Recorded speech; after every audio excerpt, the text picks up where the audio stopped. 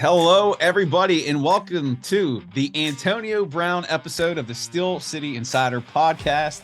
Yes, it's number 84. I'm one of your hosts, Jeremy Hritz, alongside Mr. Jim Wexell. Jim, how are you this fine Tomlin Tuesday?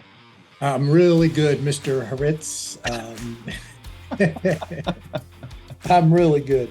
My birthday's tomorrow, so I'm very excited about turning 63. Wow. Happy birthday. The Dermonti Dawson episode begins for me tomorrow. We'll finish the AB episode today. There we go. Well, I sent you a gift, but I think it should have been there by now. Maybe they just forgot to deliver it, but I did send you something. Well, you could send an inside linebacker. I could rent one to the Steelers. And you know what, Jim? That's perfect because that's where I wanted to start today. That's why I said that. Yeah, the Steelers must have some bad luck at that position. Not just in previous years, but this year's especially.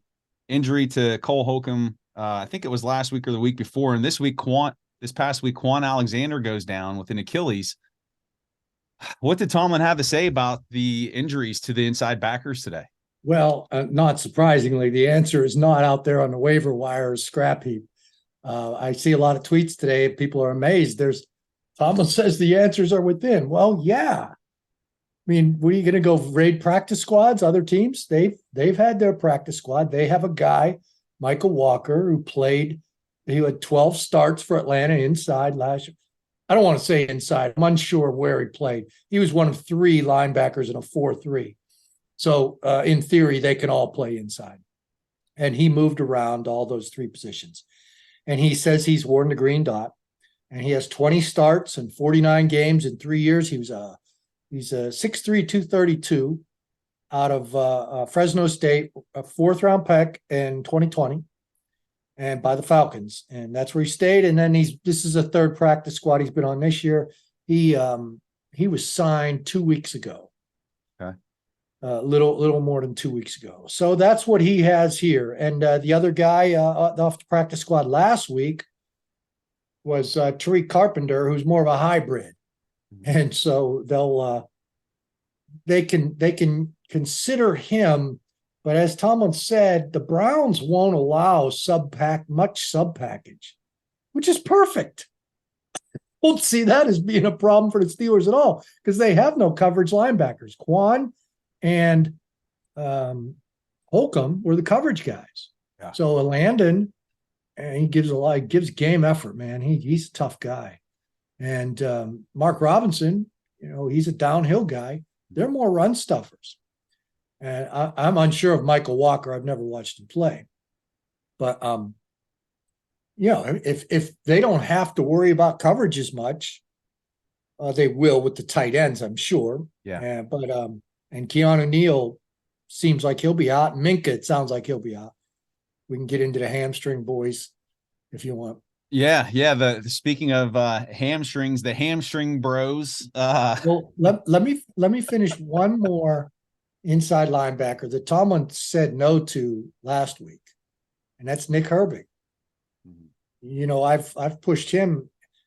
The draft analyst said he was an inside linebacker, projected inside linebacker coming out, and he's an outside linebacker. So he gets here. He doesn't have T.J. Watt's length. And that's why he's 6'2", 240, 31 and a quarter inch arms, kind of small.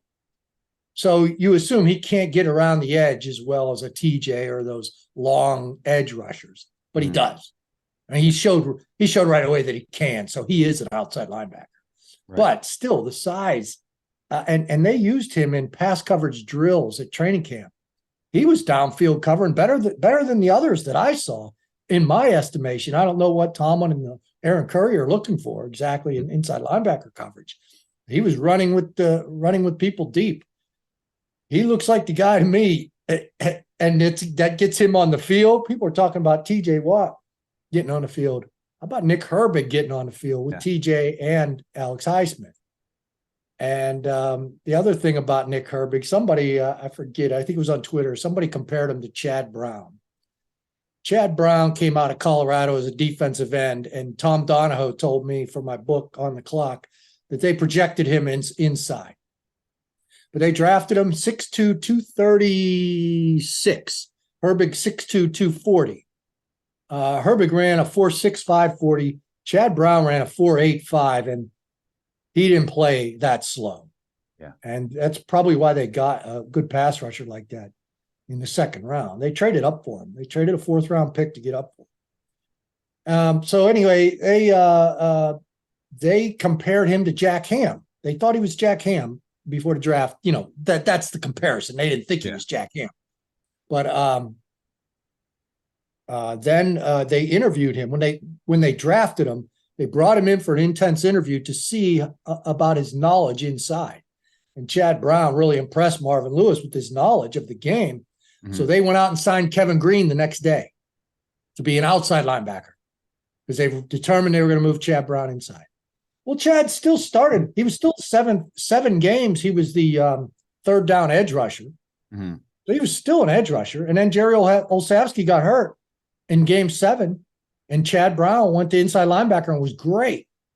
Then when Greg Lloyd got hurt a couple years later, he went to outside linebacker and was a Pro Bowler, probably an All-Pro, and got a huge contract with Seattle and left. Yeah. The similarities are eerie with Nick Herbig, and I would hate for them to just waste Nick, thinking that he can't assimilate 2 different positions as a rookie. Hey, and maybe they know better than I. Maybe they have given him that test of inside linebacker knowledge that they gave Chad Brown. And maybe Nick isn't a natural like Chad was. Yeah. But I think it's someone that's very interesting to look at. I would love to see him work in there and practice a little bit. Yeah. Well, maybe prior to this week, it wasn't on the table because there wasn't a need. But now that there's another injury that's significant, it changes the scenario, and you have to adapt and be flexible. So potentially, maybe we do see that. Very good point, Jeremy. Yeah. Yep. What is that saying? What is that saying about the mother of invention? Yeah, I was trying to think.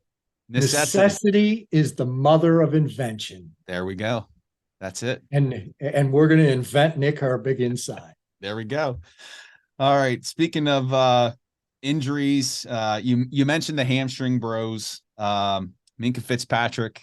Any update on Minkah? And then Pat Freyer-Muth. Well, I don't know why that's so hard for me. Any update on Pat? It sounds like Freyer-Muth is coming back. Okay. And it doesn't sound like Minkah is, because he's battling, is the word that Tomlin used today. And battling means we'll leave the light on as you battle. Yeah. And that means doubtful. And but it sounds like Freyer-Muth is coming back. You really got me messed up with that name too. Stop saying his name. Stop saying you're messing it up. Stop saying anything about him until he scores a touchdown. I'm just going to say that tight end from Penn State. That's all. The tight end from Penn State. So that should be beneficial, help out this passing game. And I do want to spend some time talking about that. Before we get there, I'd be remiss if we didn't talk about this rushing attack, 166 yards the week before, 205 this weekend against the Packers. Two-headed monster. You got Jaylen Warren, the thunder to Najee's lightning, or maybe I've got it backwards. But can they keep it going this week against a stout Cleveland defense? Well, at least they got Jaylen Warren up to the equal number of carries just about as the slow guy. You can call him Thunder if you wish. I'll call him the slow guy. the worse back. Play Jaylen more. This isn't a 1-2 punch. You think Najee's softening them up for Jaylen?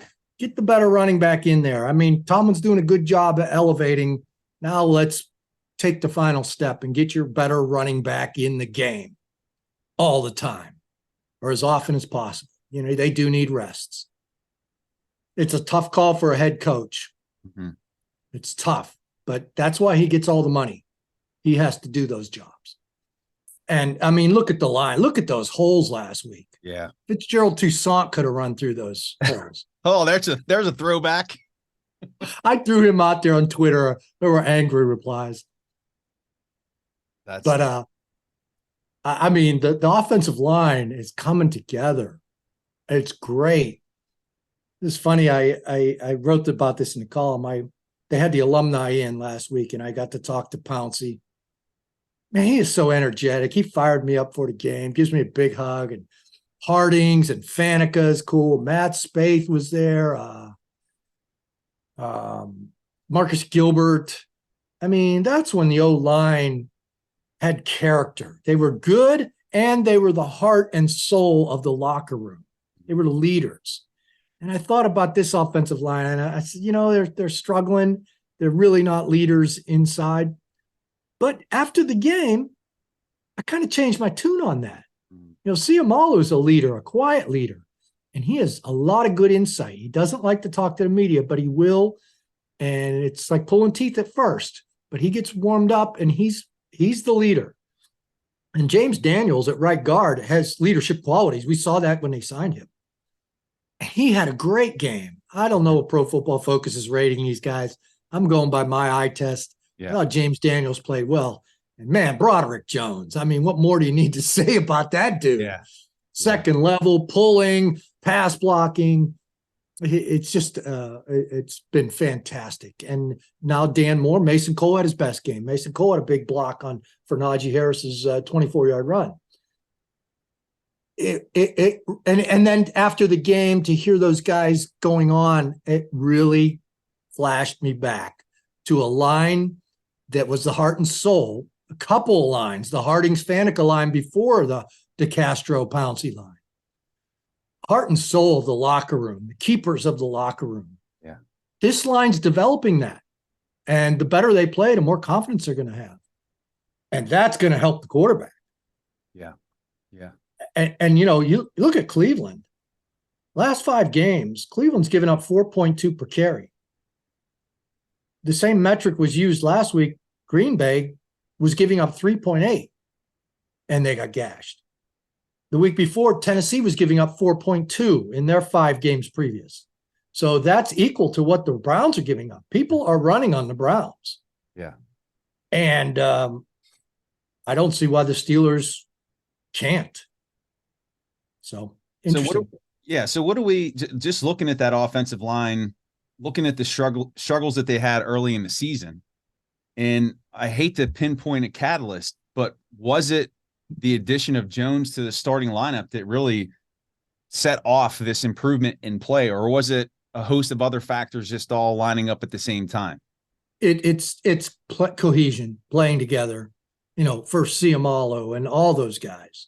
Last year it was a totally new line. That's why it's so difficult to criticize their lack of playoff success, their lack of offense success, when they've had a 39-year-old quarterback with an offensive line that was also like a 39-year-old quarterback on its last legs. Then that line got totally refurbished last year, but it wasn't finished, and they had no cohesion. Now they add a couple more pieces. Now you're starting to see it. Now a team's coming together. And the rookie quarterback's now in his second year, coming off a rib injury, so we should give him a little grace these last couple of weeks. I mean, it's not as bad as people want to think. Then again, they could easily lose these 2 games coming up. Cincinnati's going to be very difficult playing on 10 days rest. Mm-hmm. And Cleveland's got revenge. But I look at Cleveland's numbers. The last 5 games, I handicapped this before we came on. There's ugly numbers here. Steelers have the better pass secondary. Hard to believe. Wow. That is hard to believe. Know Newsome was out last week. They have 2 shutdown corners. Newsome was out, and then Ward got hurt. Mm-hmm. And the Ravens, 223 yards on 13 completions. There were some big plays there. The week before, there's a 58-yard passing game by Arizona's McClune, who was a stopgap quarterback, nobody. He had 58 yards. So that's even factored into these bad numbers. Yeah. And so there's been some really bad secondary play. Indy carved them up, 305 yards on 15 completions. Wow. That's like, what, is that 15 yards a catch? So the Steelers, who've been struggling all year, they're dead last in the league in yards per reception allowed. They're always getting killed in that number as I handicap these games. They have the better number at 12.7. Cleveland's at 13.0. Apparently they're getting Denzel Ward back. Okay. So, I mean, Cleveland's coming off an emotional victory over the Ravens. Those divisional games always carry some type of residual impact into the next game. However, you did mention what I talked about before we got on air, and that's the Steelers passing game. We wanted to address the strength of the running attack here. But you would think that in order for this team to continue to improve, we have to get better output from Kenny Pickett. And assessing that passing game, it looks like look, I'm acting like I'm part of this organization, but the team is attacking the edges of the field, the short dump offs, but is not attacking the middle of the field. Kenny just doesn't look confident back there or settled. What's your take on the passing attack? How can it improve? Does it start this weekend? When he has to throw over the middle, he does. And man, he nailed Pickens for what should have been the game sealer over the middle. He had Deontay open. It's not scheme. Now, he may be taking cautionary notes from the coach, and it may resonate with Kenny. He hasn't thrown a pick in 4 games. He's only 4 picks all year. And that's helpful. He needs more confidence. Give him some time. Get him out of that rib injury situation. Let him trust this line a little more. Let this line continue to play well. And let that running game continue to gash teams. So I think all of that will help come together. And plus the return of your boy Fryermuth. That will help the middle of the field, I would hope. That tight end from Penn State. Yes, he could definitely be a help and an uplift for this offense.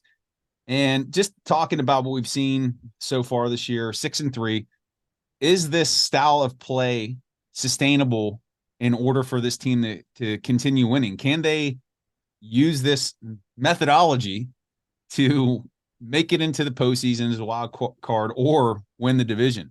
Is it sustainable? What exactly is the methodology? I mean, sloppy. Play great red zone defense. It's not sloppy. They're not turning the ball over, not committing really a lot of penalties. The quarterback is not throwing picks. He's not throwing a lot of completions, but the running game is improved. The secondary still has to get better, and it will. And Minka's going to come back eventually. I suppose Minka will be back for Cincy. They'll probably need him more against Cincy than Cleveland anyway. And Joey Porter Jr. is just going to get better every week. Mm-hmm. And Peterson's starting to understand his role better. They're starting to, I think, maybe realize Keanu Neal is not playing that well as a strong safety. Maybe he's more of a linebacker, but once Minka comes back, they won't have to worry too much about that. Yeah. And they're still going to need another piece next year at corner. So the secondary still has a lot to improve and it really can this year, especially with Minka back. So, it's just playing good defense. They get into the red zone, and the secondary doesn't have to worry about getting beat over the top, I guess. Yeah. Joey Porter's long arms, that shuts down half the field over there. You're not getting any fades over him. Yeah. So that's one part. The defense is rugged. And the hope is they can be as rugged without Quan and Cole Holcomb, who are really playing well. Yeah. Landon Roberts plays well too, but he can't cover like those two guys can. Yeah.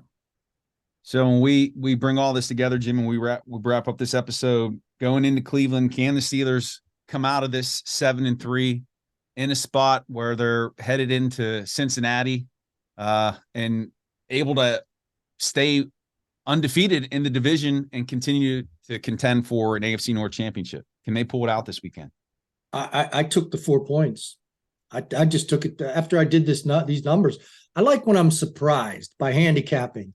I thought for sure the Browns would have much better numbers these last 5 games. I just roll it on a 5-game basis.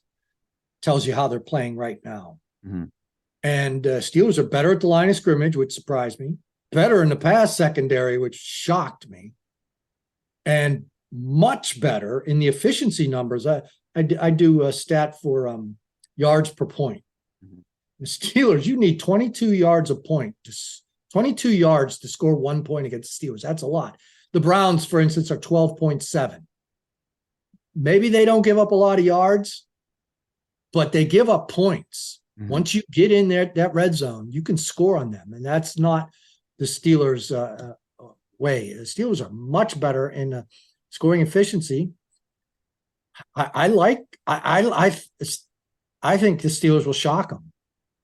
They could lose because the Browns have revenge. It's at Cleveland. Myles Garrett will be there. Denzel Ward's coming back. I don't know about the quarterback, if he's injured or not, but he's not that good anyways. Their backup is close to as good as he is. I don't know, man. Steelers got a chance. Yeah. I think and then they win that game, then they can lose Thursday night in Cincy. Don't even bring Minka back for that one. Yeah, let him rest. I think the best recipe heading into Cleveland, the fact that this running game is getting ramped up, if you can go in there and I'll bring up the term we talked about over the summer, bully ball. You play bully ball, you just punch them right in the mouth and you wear them out.